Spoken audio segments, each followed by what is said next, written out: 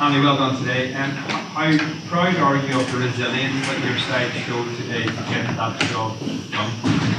Yeah, exactly that. We fast forward right to the end result and then work our way back. I thought we was tenacious to be able to get to that point of a 31-7 win with the bonus point. There was all sorts of stuff that was going on in that game, and some of it was our own doing, but most of it was because we played against a tenacious Welsh side as well. So congratulations to them, but we stuck at it and brought them down in the end. How much better do you think the side's going to have to be if you're to win the championship? Oh well, I can't really answer that because we wanted to be better today, but the opposition always has a say in that, and Wales certainly did. And for the dominance that we had in the scrum in the first half, I felt we could have had a bit of a better lead going into half time. Well, having said that, coming out in the second half, I thought we was in the right place, but there was penalties all over the place, and he was a bit stop-start. But we found our way again. We found our way to get back going, and get the result that we was after. Thanks, Pat. Andy, if you don't mind just maybe going through any maybe knocks any of the lads might have had, or what the scene is in the dressing room. Maybe Josh Van der Fleer was thinking about as well. Josh had a HIM and passed that, so he was a substitution. Why he didn't come back on? Okay. And then I just wanted to ask you about Tyke Furlong. Well, the whole front row did brilliant, but I thought he in particular was really good. Like, what did you think of his performance today? Yeah, obviously he prides himself on the scrum and running the scrum, etc. And our scrum was a massive weapon that we should have took more advantage of in the first half. I believe it looked like we was really in sync as an eight there, and we was a handful certainly in the first half. So he'd be super proud of that because he's driving that forward. Yeah. Hi Andy. Warren Gatlin said he thought the 31-7 scoreline probably wasn't really reflective of the 80 minutes. What do you think? Probably should have been 44-7, shouldn't it? There's a couple of tries that were notched off there, wasn't there? So I thought we got what we deserved in the end. I mean, if the forward pass from Robbie hadn't have been knocked off, I thought that was going to be an unbelievable try, And again, it was us finding a way to make inroads, and I actually thought that they defended really well at times, and was hard to break down. But to get the bonus point win, 31-7, I thought we should have been further up in the first half. To be fair, but I do understand that this is a young Welsh side that's trying to gain experience as well, and I thought they played bloody tough. That's for sure. So, Andy, given the way the penalty count went in the first half, is it a touch alright? Do you think that you had 2 yellows and ended up on the wrong side of it? And again, that's just the game, isn't it? A bit confused with the penalty try, and when the ball's not down and you can't see whether the ball's down or not. I don't know how that can be a penalty try, but obviously it was. So we take that, and the pleasing thing about that is that we weren't trying to run the clock down to get tied back on the field. We was the team that was advancing and playing all the rugby, So our intent through that period and that little bit of adversity got us going, if anything. Yep, Kieran. And a nice moment for Kieran Frawley getting to try in the second half. How do you feel against the full-back today? Yeah, he was solid enough. Obviously a big day for him, and it was obviously going to test him, like Gats was saying all week. They were going to test him.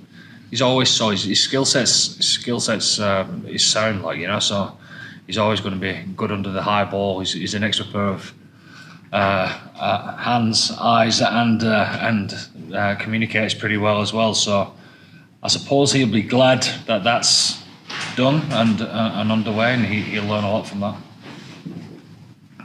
Murray? Peter, just on the penalty count, you had a few chats with the ref. It seems you're in the breakdown kind of stuff. What was that interaction like? Look, I was just looking for an understanding of what we could do a bit better. it's an area that has a lot going on, to be fair, and sometimes you just want a bit of understanding. That was about the extent of it, really. And what's your assessment of the performance? Yeah, look, similar to Faz, we know that we can have certainly potentially a bit more intent and a little bit more accuracy, but at the same time, credit to them. I thought they defended well. I thought they tackled well. Some of their collisions, some of their chop tackling was good. And we've been the other side of that card. I certainly have with Ireland. You know what I mean? Underdogs and it's a nice place to be, and you can get stuck in. And I thought they certainly did that.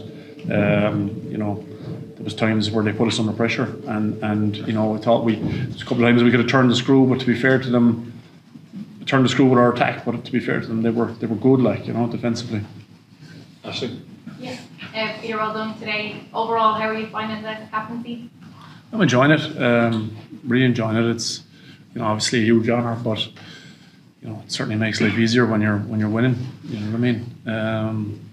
It's not to say that we'll go and assess it, but from the question, it's a huge honour, and I'm loving the role.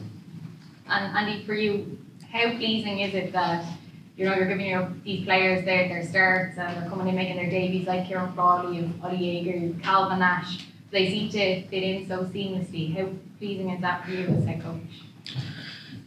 It's very pleasing, but it's their responsibility to do that, because when they put the green shirt on, it's their responsibility to understand what it takes to fill it, and they need to, if that needs them to get to a place that is a bit strange to them, they need to know that that's the type of standard, and they feel that even subconsciously through the pressure that everyone puts on them, through how they burst, or they get dragged along with that. You know what I mean? So it's something that you would expect to happen if you prepare properly. Okay. Peter, Ruth, and then David. Peter, right? Andy, how important was the contribution of your bench to getting out of a sticky situation and eventually getting the bonus?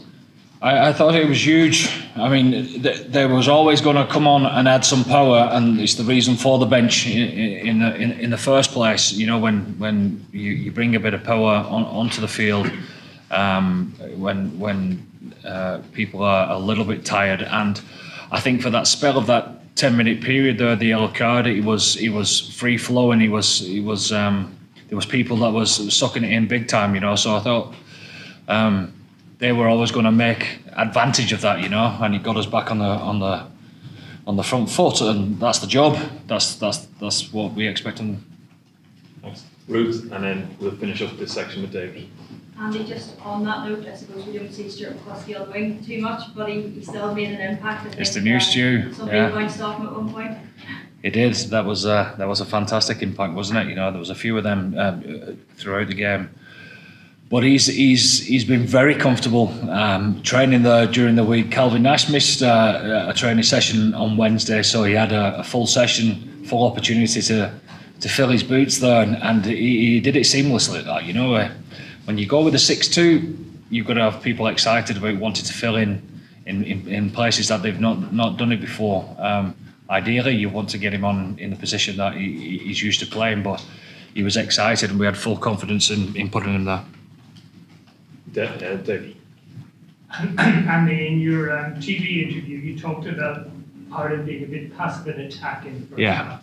What exactly do you mean by that, and did the team cure it in the second half? We certainly did. We had more intent in how we played in the second half. What I meant by that is Wales were able to keep numbers on the feet because we weren't punching onto the ball. It's not just the ball carrier, but it's the dummy runners on the outside of them. And if they're not punching onto the ball, you can't disorganise the defence. It just becomes easy for them to read off. And we played too much out the back at times, which made us play a little bit sideways, which allowed us to be a bit more passive than we would have liked.